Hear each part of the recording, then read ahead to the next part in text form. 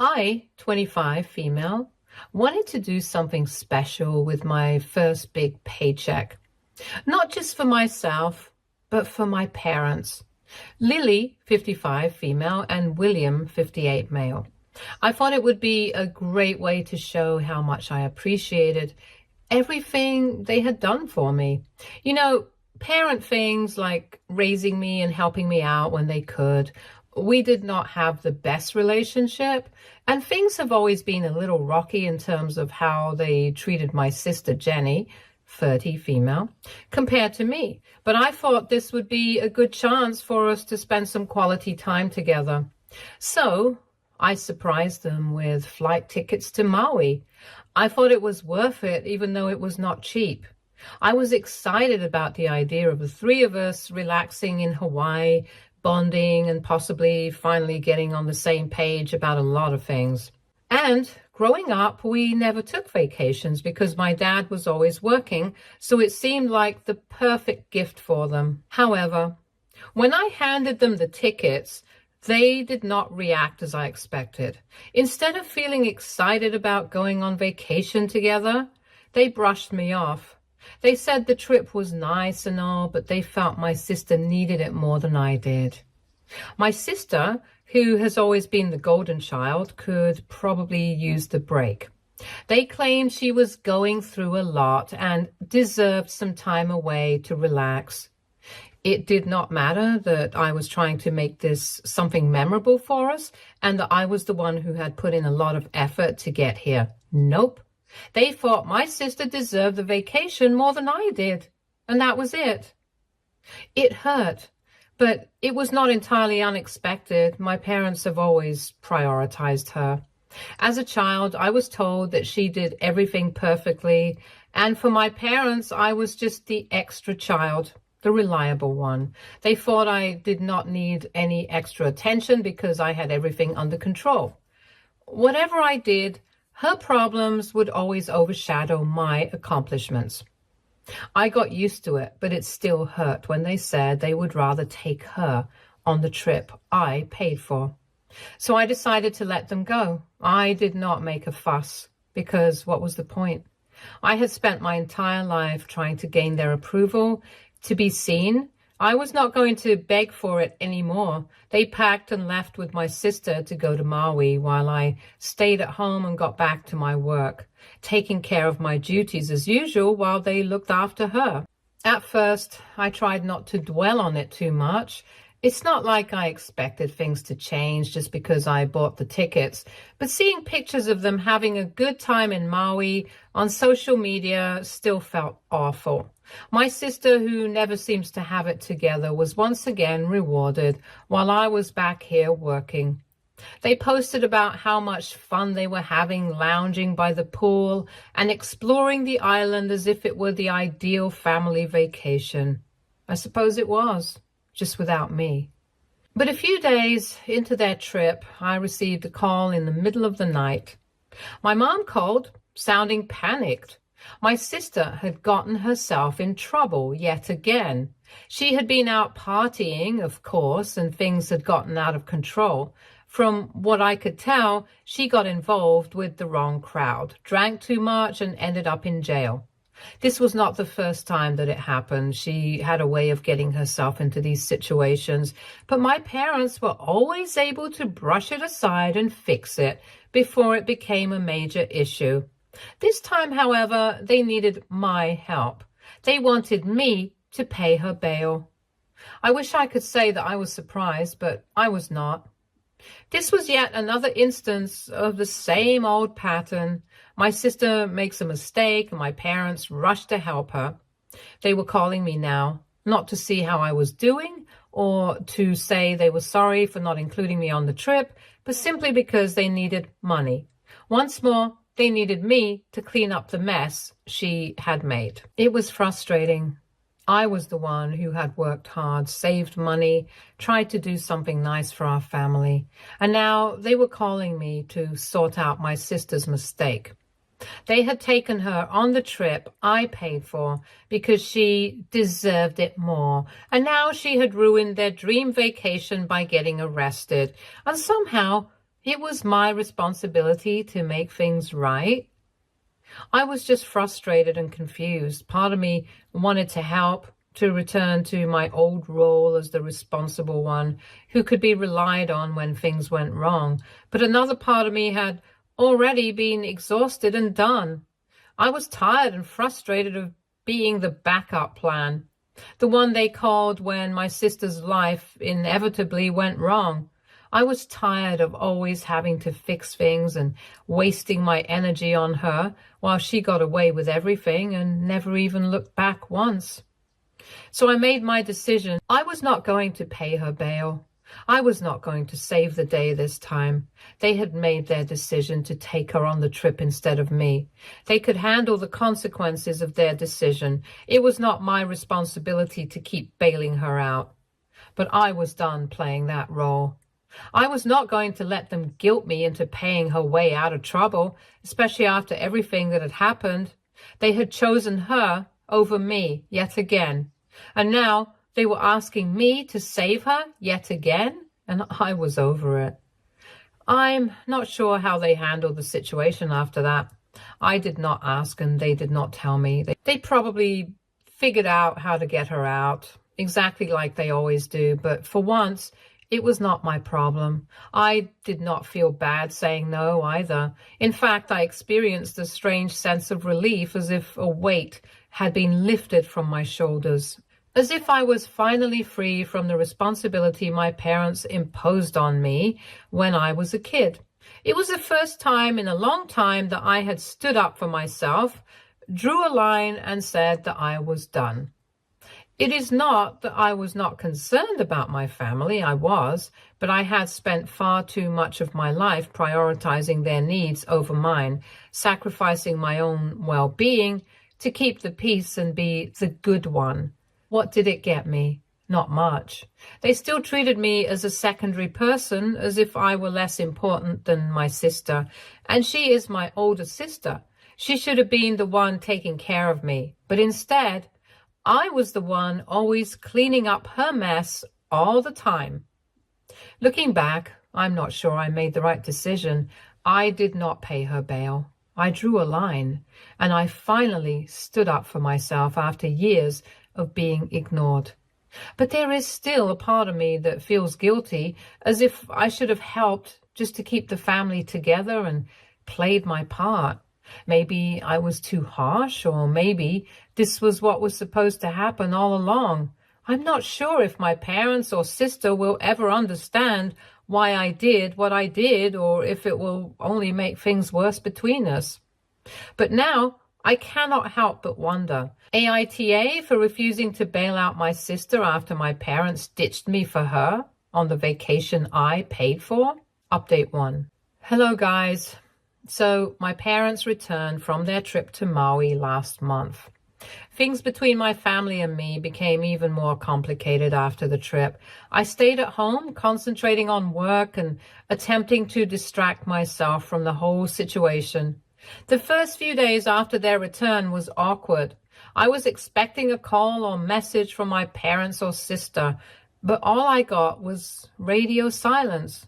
It was weird, to be honest. Normally they would contact me to tell me about their trip and how much fun they had, but now, nothing. I saw posts on social media about their vacation and how much they loved the beach and the food. They were all happy in every photo, and I felt like a ghost watching from the sidelines. It stung to see my sister thrive while I was left behind, but I was trying to move on from the pain. I reminded myself that I had made the correct decision by not bailing her out. I could not be the one who always fixed things for her, especially since they chose her over me for the vacation. Then, one evening, my mom texted me. All it had was a simple message that read, "Wish you were here," along with a photo of their trip that showed a sunset over the ocean. My heart sank slightly. It felt like they were attempting to get me back in their favor, but it also felt like they were acknowledging my absence without really understanding why I was not there. I did not respond immediately. I wanted to think about how to handle it. I eventually decided to reply. I told her that while I was glad they had a good time, I needed some space. I did not want to get caught up in their cycle of relying on me when things went wrong. My mom apologized extensively, claiming they had no intention of hurting me and that taking Jenny on the trip was a last-minute decision. They felt she needed it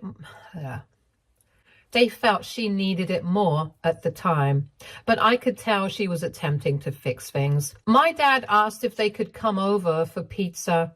I did not want to, but he insisted, so I reluctantly accepted.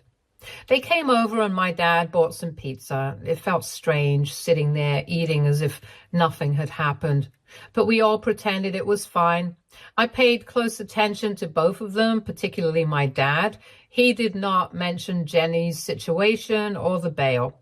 Instead, he tried to explain how beautiful Maui was and how relaxing it was for them. It seemed like a distraction, a way to avoid the real issue between us. Jenny stopped by a few days later. She appeared disorganized and tired, but she also had that I don't care about anything, the world revolves around me vibe that always drew my parents in.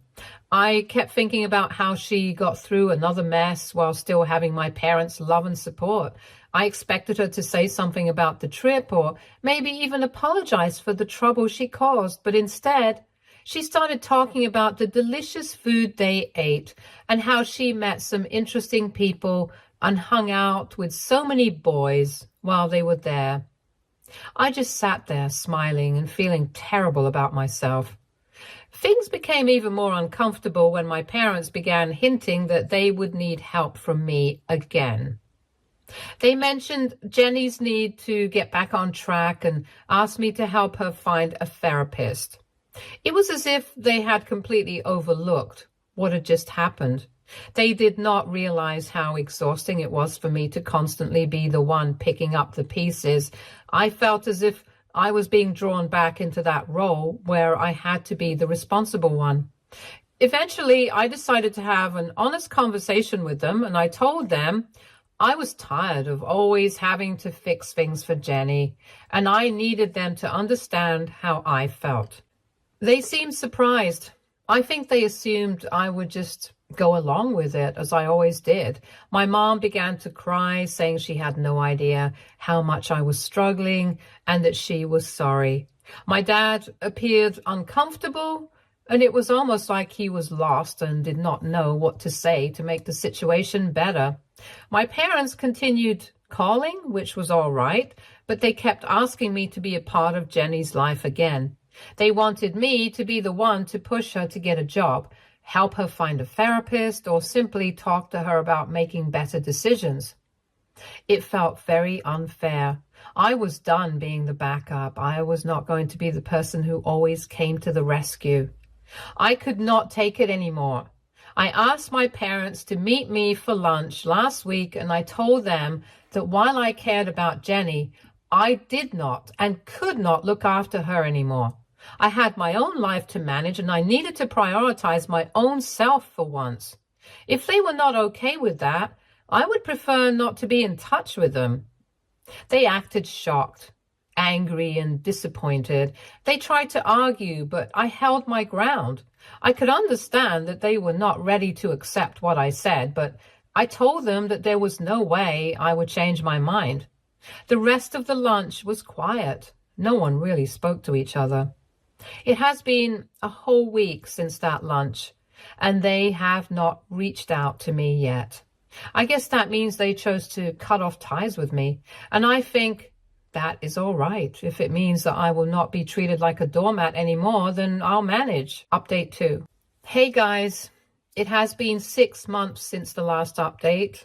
My mom recently contacted me. Around a month and a half back, I received a message from my mom. She was asking how I'd been doing. I stared at the message for a while. I was not sure how to respond. Part of me wanted to ignore it, to maintain the boundary I had set, but another part of me wondered if this was her way of reaching out, of attempting to make amends. So I responded, keeping it brief and neutral, something like, "I'm fine, just busy with work. She did not mention anything else. She did not mention Jenny even once. I figured maybe she really wanted to talk to me. It still felt a little weird, though. After that, everything was quiet for a few days. I figured that was it. But then my dad called. I almost did not answer because I was worried it would be another attempt to drag me back into the same pattern. I answered, though, because I was curious and I wanted to know what he wanted to say. He did not directly mention Jenny, which surprised me. Instead, he wanted to know about what was happening to me and how things were going at work and whether I was seeing someone or not. It felt strange, as if he was checking how much I would interact without pushing any buttons. But of course, the act did not last that long. After a few minutes of small talk, he casually mentioned the real reason for the call. My parents were concerned about Jenny. They had no idea how to help her because she was spiraling yet again, and she lost her job. She was out every night partying, and she did not even make it back home on days. He was not looking for money this time, at least not yet, but he did want me to reach out to her. He hoped I could talk to her and make her realize that this is not how she should live her life, and she needs to get back on her feet. Funny that he said, get back on her feet, as if she was ever on her feet. There it was, yet again, the same pattern. They expected me to step in and clean up her mess. I could feel the old frustration and anger rising, which I had tried hard to suppress. I told him as calmly as possible that I would not be getting involved. I made my position clear over that lunch, and I was not going to back down now. Jenny was 30 years old and on her own. I told him she needed to work things out for herself. He did not say much after that, except that he understood. But I could tell he did not. He never does. After the call, I had this strange feeling. It was not just that they were still attempting to drag me back into the same old dynamic, but I knew deep down that nothing had changed. I was caught up in their mess, no matter how many boundaries I tried to set and how much space I tried to create. I could cut off contact completely, but that did not solve the guilt, the sense that I was somehow abandoning them. And to be honest, I wondered if I would ever truly be free of this cycle. Then, about a week later, Jenny texted me. That confused me even more. She has never reached out to me personally. She immediately asked if I could lend her some money, just like that. There was no explanation. She was in a tough spot and required support. I expected it. I knew deep down that she was not going to change and that everything would return to how they were. But seeing it laid out so clearly, so shamelessly, made me feel terrible for her. I pitied her at that moment, I think. I did not respond. I could not. Instead, I just sat there wondering how it all came to be. It all simply went back around, even when I believed I had finally broken free and taken a stand. After a few days, my parents called again, and this time things were worse. I was not interested in knowing the specifics, but Jenny ended up in some serious legal trouble involving unpaid bills and fraud. They were frantic and asked if I could help. It was not just about money anymore. They needed someone to step in, take responsibility again, and save her. Everything I had said and done to draw the line seemed to have been totally wiped out.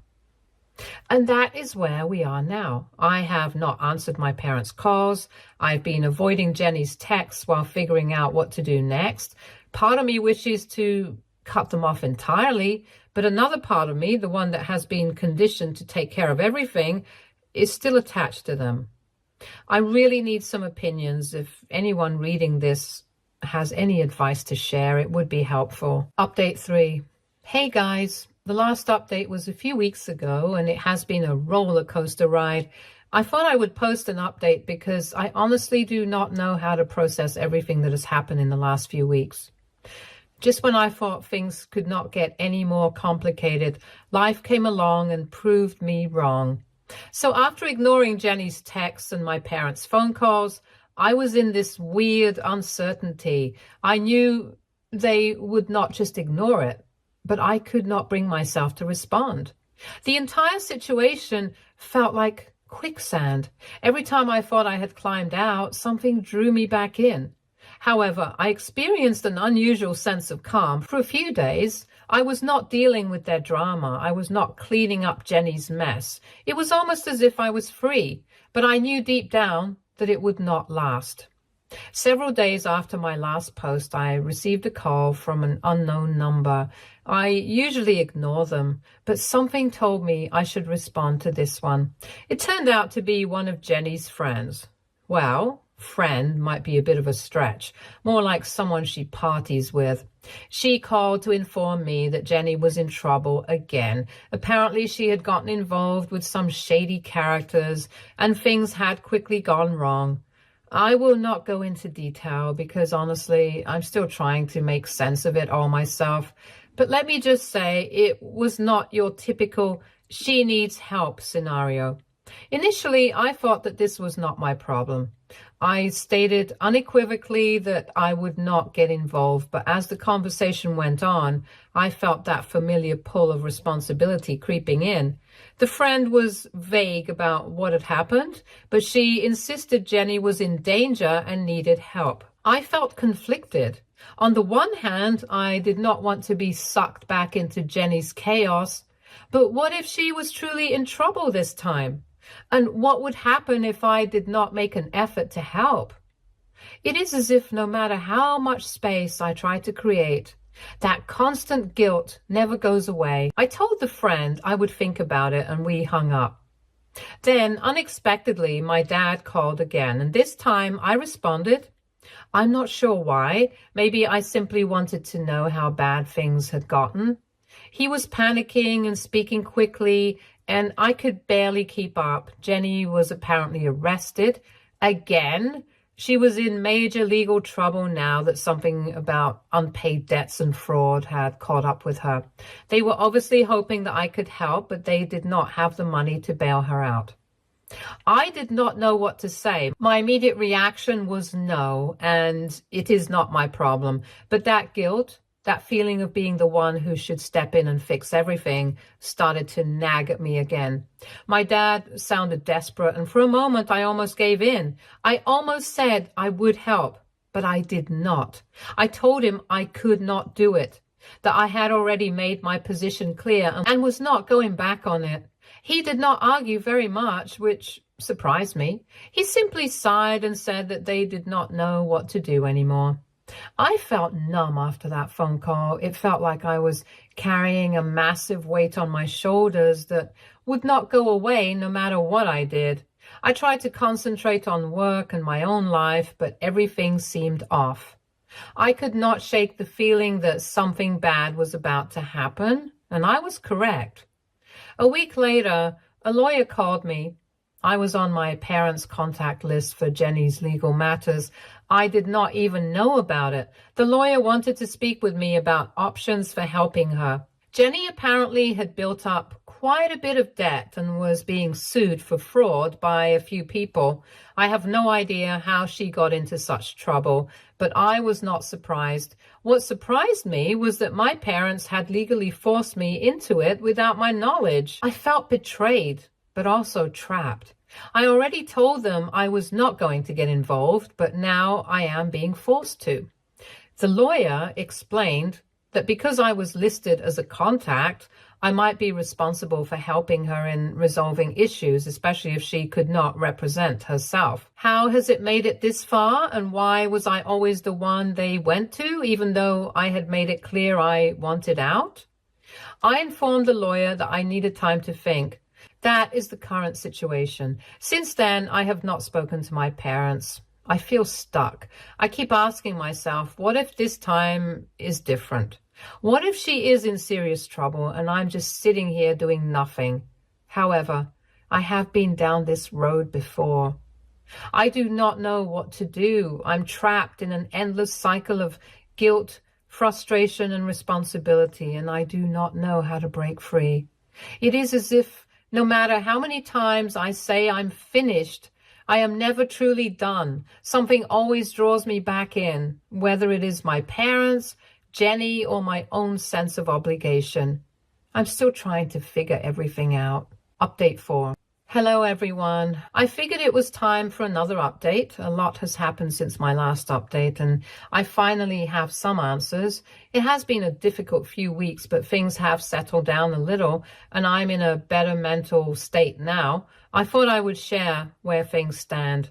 Following the lawyer's call, I spent the next few days contemplating what to do. I knew I needed to decide, but every time I tried, that little voice of guilt crept back in and made me doubt everything. It was exhausting. I could not sleep well and could not focus at work. It was like a dark cloud hanging over me. I could not shake it no matter how hard I tried. But then something happened and everything changed. I received another call from the lawyer, this time with a completely different tone. Jenny appeared to have managed to avoid the worst of the legal trouble. She had reached an agreement with the people suing her, and while she still had a lot of debt to pay off, she was not going to jail or anything. I was shocked. I'm not sure how she did it. Maybe my parents helped her behind the scenes, or she had some money hidden away that no one knew about. But the point is, she was not in as much immediate danger as I thought. That phone call felt like a huge weight lifted off my shoulders. Suddenly, the pressure was not as intense. I was not dragged into a life-threatening situation. Jenny was still in a mess, but it was hers to deal with, not mine. For the first time in weeks, I felt able to breathe again. After that, I began to think more clearly. I realized that no matter how much I loved my family, I could not keep putting myself in situations that were affecting my mental health. Jenny had always found a way to survive, even if it required making risky decisions. My parents, despite their constant requests for help, supported her behavior. They were not doing her any favors by bailing her out repeatedly, and they were not doing me any favors by attempting to force me into it. So what I ended up doing was calling my parents and having a long, calm conversation with them. I told them I loved them, but I could not keep being the person who fixed everything. I explained that I needed to take a break and prioritize my own life for a while. I made it clear that I was not cutting them off completely, but I was not going to get involved in Jenny's problems any longer. They were surprisingly understanding. I believe they realized they had been asking too much from me for too long. I did not contact Jenny directly, but I did send her a short text message. I told her I hoped she was fine and was relieved she had resolved her legal issues. I also told her that I could not help her financially or emotionally anymore, but I wished her all the best. I did not get a response, and I'm fine with that. I do not need her validation or approval. I just needed to clarify my position and move on. Things have calmed down since then. My parents have not called me as frequently, and when they do, it's not about Jenny. We talk about everyday topics like how their week went or how work is going for me. It's really refreshing. I believe we're finally beginning to have a relationship that is not centered on drama and crisis management. Of course, I'm not dumb. I'm aware that things may flare up again. My parents always tried to drag me into helping Jenny out of trouble because she tends to get into trouble herself. But now I'm more confident in my ability to deal with it. I know what my boundaries are, and I am not afraid to enforce them. So I suppose my lesson from all this is that I have finally found some balance. It was not easy, but I have gotten to the point where I can care for my family without letting their problems control my life. It is still a work in progress, and there will undoubtedly be setbacks, but for the first time in a long time, I feel in control. Stay tuned for more stories from Argo Relationships.